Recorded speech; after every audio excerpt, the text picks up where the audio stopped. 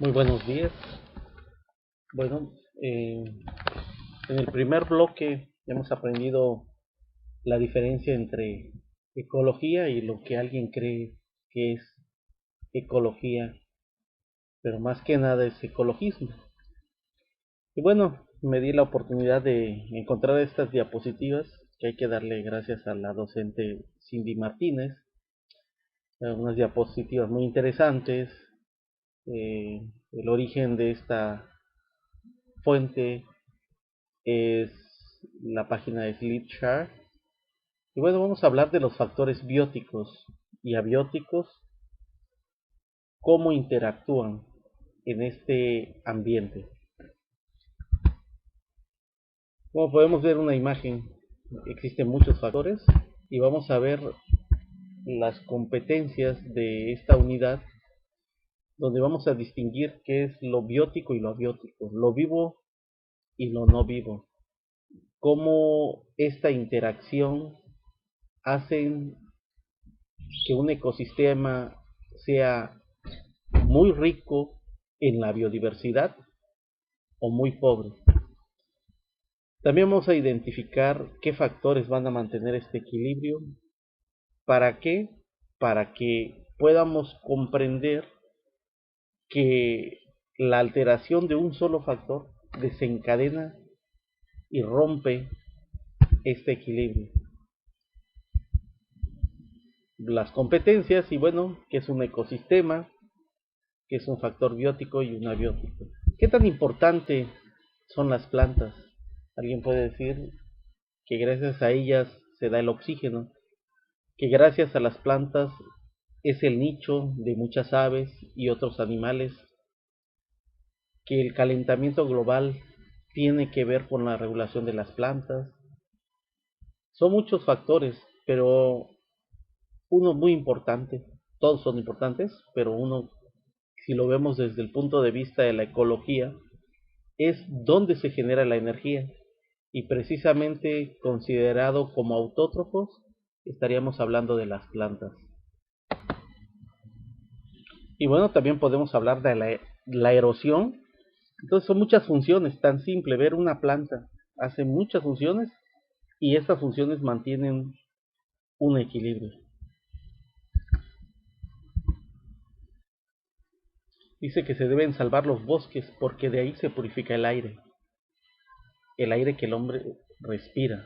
Se debe preservar porque de ahí también nace el agua que el hombre consume. Se debe mantener limpios los ríos porque la salud del hombre depende de ello. Se debe velar por la capa de ozono porque de no hacerlo el hombre se recalentará. Se debe mimar el suelo porque éste se erosiona. El hombre no tendrá alimentos en su mesa. Andrés Hurtado García, Premio Nacional del Periodismo, Simón Bolívar. Vamos a ver un mapa conceptual de ecosistema. Ecosistema, ¿de qué está constituido el ecosistema? Bueno, dentro de ello vamos a dividir factores abióticos y factores bióticos. Los factores abióticos son aquellos que pueden ser medidos química, físicamente. Se le considera como factores físico-químicos. La temperatura, la luz solar, el agua, minerales, la presión atmosférica, son factores que van a permitir el hábitat de ciertas especies. Y bueno, dentro de ellos, un apartado muy importante son los ciclos biogeoquímicos. Estos ciclos biogeoquímicos, pues vamos a hablar de del carbono, del ciclo del agua, del oxígeno, del nitrógeno, fósforo, azufre, que son esta combinación de los CHOMS que llegan a formar macromoléculas y que le van a dar el movimiento de esta energía. La materia no se crea ni se destruye, solamente se transforma. Entonces, bajo este principio vamos a comprender los ciclos biogeoquímicos. Y con respecto a los factores bióticos, podemos encontrar plantas. Las plantas, ¿qué tan importantes? Pues iniciábamos con un comentario interesante que son los autótrofos y que gracias a la fotosíntesis y a estas plantas da inicio la cadena trófica con estos organismos que van a ser el alimento de los herbívoros y posteriormente de los carnívoros. Por lo tanto, entendemos como productores, consumidores y animales superiores. Y los descomponedores o saprófitos, vamos a encontrarnos bacterias, hongos, protozoos, que van a conformar pues a los saprófitos. Estos saprófitos son los que le van a dar el movimiento de esta energía de los ciclos biogeoquímicos. Y de esta manera se complementa tanto factores bióticos y abióticos. Continuando con un apartado especial van a ser los ciclos biogeoquímicos. Estos ciclos se dividen en dos tipos: sedimentarios, que como su nombre lo dice, van a andar en la corteza terrestre, en los sedimentos, y el ciclo gaseoso. Cuando hablemos de ciclos biogeoquímicos vendrán a nuestra mente algo que se comentó en biología, que son los CHOMS. CHOMS, cuando hablamos del carbono, ciclo del carbono o ciclo del CO2, del agua, del oxígeno, del nitrógeno, fósforo y azufre. Estos elementos de la tabla química, los CHOMS, pues llegan a formar proteínas, forman lípidos, forman carbohidratos y forman parte de los ácidos nucleicos. Por lo tanto, en la ecología, este término de ciclos biogeoquímicos es el movimiento de estas fuentes energéticas, lípidos, proteínas. En el caso de la proteína, estamos identificando a la proteína con el elemento del carbono, hidrógeno, oxígeno, en específico el nitrógeno.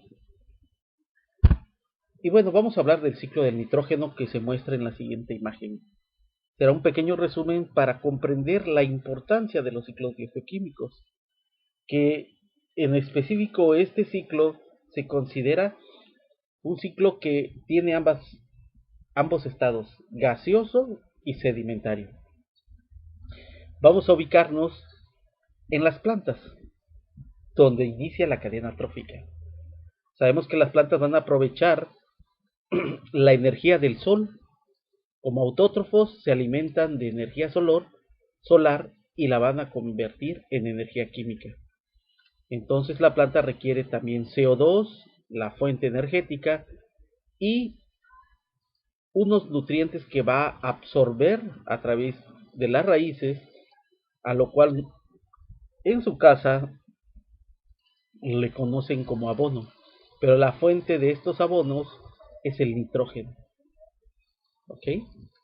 Entonces, estos compuestos del amoníaco se conocen como nitratos. Cuando un organismo, me ubico acá donde está este venado, el organismo, sus heces o el propio organismo cuando muere, se va a descomponer, y aquí es donde van a entrar las bacterias desnitrificantes o descomponedoras o saprófitos. Estos compuestos, al morirse este animal, esta proteína se va a convertir en nitritos y posteriormente en nitratos, que son los fertilizantes que requieren las plantas. Entonces, al morir un animal, la materia orgánica tiene un olor muy penetrante, que es el amoníaco. Vuelvo a repetir, las bacterias desnitrificantes, que son las bacterias descomponedoras, van a convertirlo en nitritos y en nitratos, abono del suelo. Pero muchas veces este gas también se va a la atmósfera. Como vamos a ver aquí en un lago están los peces. También dentro del ecosistema acuático encontramos a los autótrofos, que los identificamos como fitoplancton. lo que le da una tonalidad verde al ecosistema acuático. Y ellos también, al igual que las plantas, van a absorber el nitrito y los nitratos como parte de su abono, y a la vez fertilizan el manto acuífero. Este gas se evapora por la presión y se incorpora a la atmósfera. Y se va en la atmósfera y lo captan las nubes, pero a través de los relámpagos, cuando es la época de lluvia, nuevamente se fijan al subsuelo. ¿Sí? El relámpago ayuda a producir estos nitratos. Y nuevamente vamos a ver el flujo de las proteínas en forma de nitrato. Eso sería un ciclo biogeoquímico a grandes rasgos. ¿Quiénes intervienen? Pues bacterias. Estas bacterias son nitrosomonas y nitrobacter. A continuación viene una serie de preguntas, ¿sí? ¿Qué tanto hemos aprendido? Y las actividades que van a entregar en sus cuadernos. Muy buen día.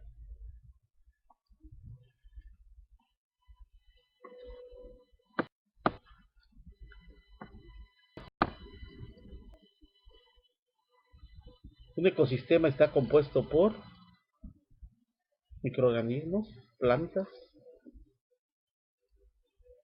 microorganismos como hongos y bacterias, animales y vegetales, o factores bióticos y abióticos.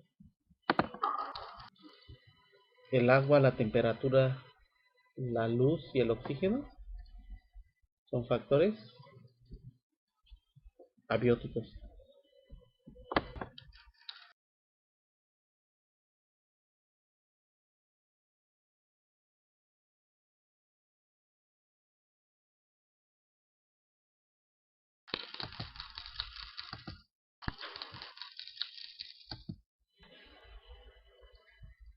Esto les queda de tarea.